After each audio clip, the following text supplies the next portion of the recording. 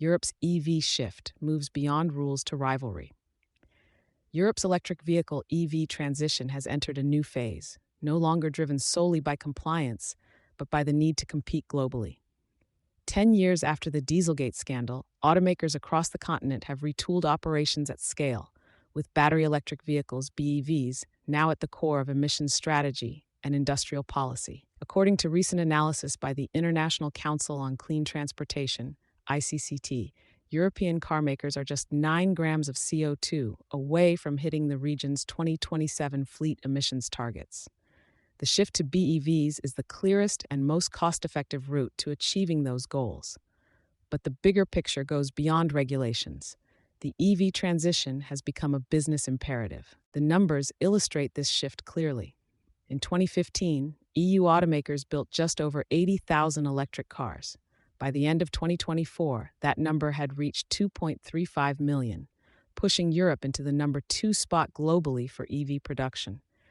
Exports now outpace imports, and in the first half of 2025, electric cars made up 17% of the EU's passenger vehicle market, an all-time high. While regulatory milestones are within reach, the real challenge ahead is holding ground against international competitors, particularly from China, whose automakers are rapidly scaling up and entering European markets with cost-competitive models and advanced battery tech.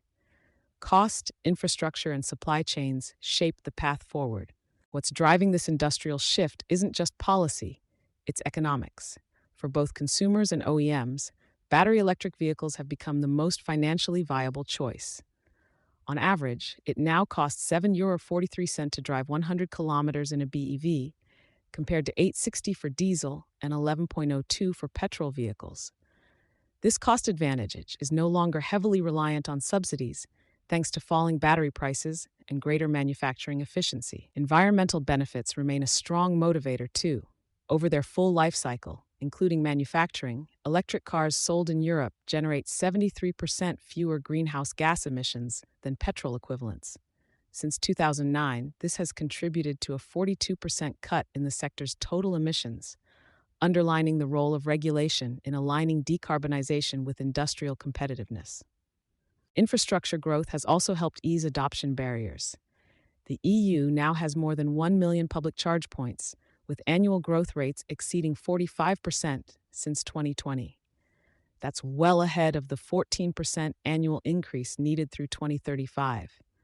However, charging access is still uneven, with rollout success often tracking closely to the strength of national EV incentives and policy frameworks. This patchiness could limit momentum without more harmonized planning across the bloc.